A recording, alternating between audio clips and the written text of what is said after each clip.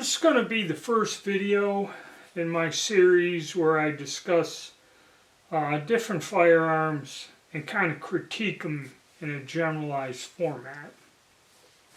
But before we get into it, if you would please subscribe, hit the like button, leave a comment, and if you could, become a member and help support the channel. All of that will help the algorithms, and also comment if you like this style of content.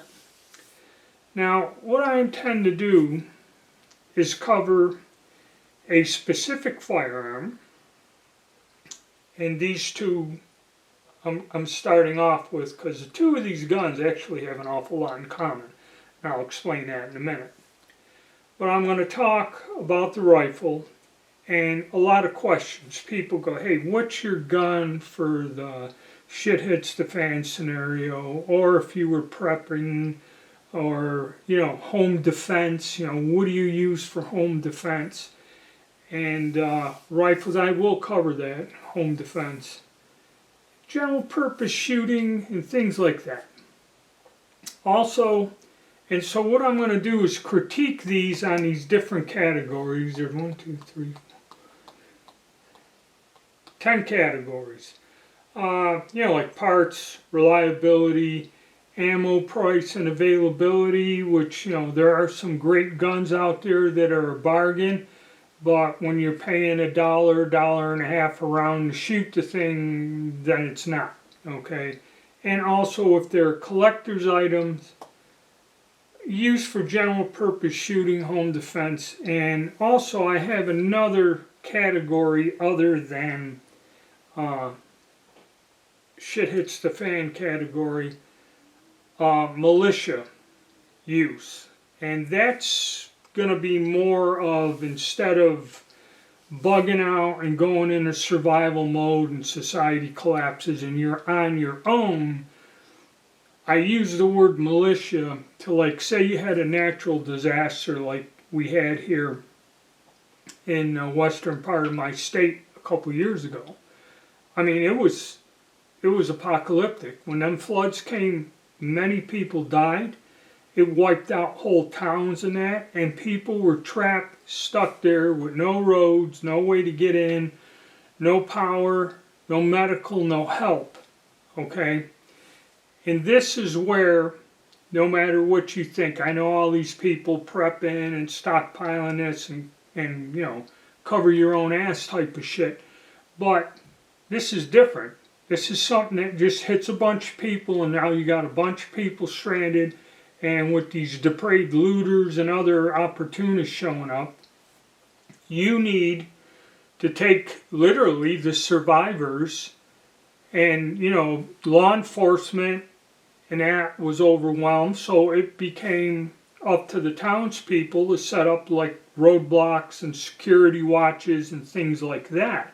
Not so much an armed military group to overthrow the government or protest, like a little military, paramilitary unit.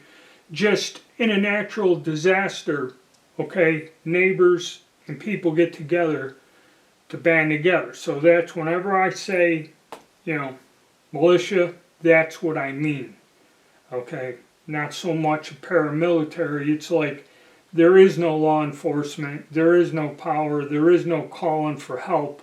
You rely on the neighbors and people in the community to fend for yourselves. Okay, that's what that category is. Alright, but enough of the explaining. Let's go on here. This video is going to be about the SKS rifle. Okay, now why I have a Winchester 94, which for those of you that don't know, it stands for Winchester Model 1894. So this is a gun design that is well over 100 years old. Okay, the SKS was developed in a very late period of World War II, 1944, 1945. It was actually fielded, a version of this, designed by the Russians. And basically, they all fall along this Chinese model. It's a base model. There's variations and differences over the years, but this is about what the original design was. So you're looking again at a 80-year-old, 90-year-old design, 80-year-old design rifle. The claim to fame of the Winchester 94 in all its various calibers. This gun was in constant production for over 100 years. So if we roll the clock back now, this is another thing these videos are going to do.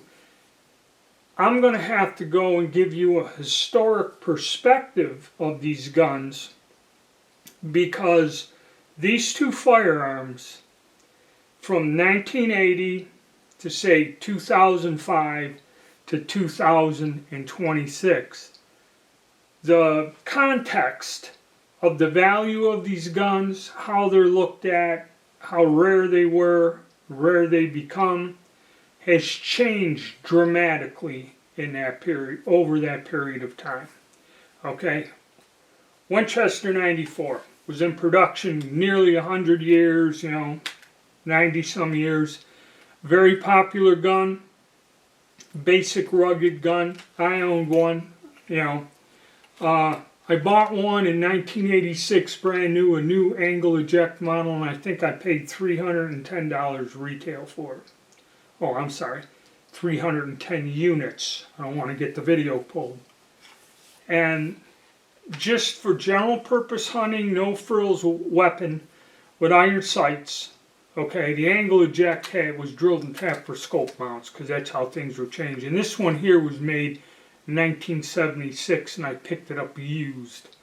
But anyway, this was the most popular and the most commonly owned center fire rifle in the United States of America, was this particular model gun. There were more of these guns made and sold to the civilian market than any other firearm in the history of our country, and was still in use.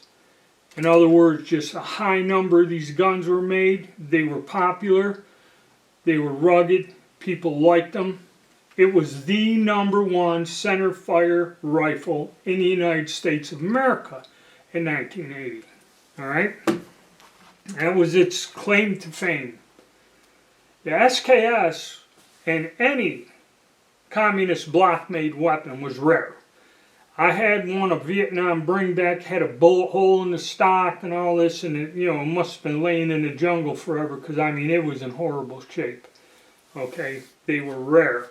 To find an SKS rifle like this, which would have been a Vietnam War bringback, okay,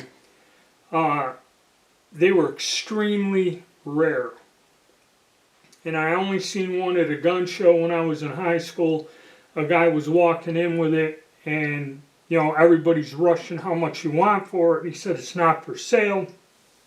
I brought it here to find ammunition for it.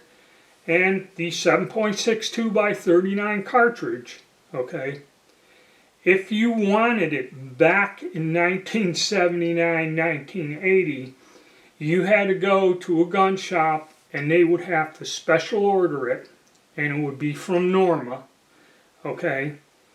Now, back in 1980, I could go to Kmart at the time, there was no Walmart where I was, and buy a box of 30 shells, 20 of them, for $5.20 or something like that. To buy 20 rounds of Norma ammo for the SKS, I had to have it special ordered, and it was $20 a box. Okay, for 20 rounds. And it was awful hard to find. So this is how, and those of you who know what the price of this gun is and what ammo costs now are seeing that over time it changed. Now, when the Chinese made these and mass produced them, used them, handed them out, made them for foreign countries, the Chinese made millions of these rifles. Well, in 1986, when they changed the laws, they can import them. And they brought these SKS guns in by the millions. And within a very short period of time, from 1986 to say 2010, okay? And also during the ban on certain guns, this rifle didn't fall under the ban, so it was still sold as long as the Chinese could bring them in, okay? This gun was not banned. The AK-47, the AR-15, and said guns like that were, where this was not. Within that period of time, the SKS overcame 100 years of production of America's favorite centerfire rifle, and this became the most commonly owned centerfire rifle in civilian hands in the United States of America within, say, 10 years. That's how many of them they sold in, say, a 10-15 year period of time. Okay? Something that was in production 100 years and one of the most popular sporting rifles around was eclipsed in that short period of time. So it's historically, it's pretty interesting. So I'm sorry to drag on with this, but let's get going.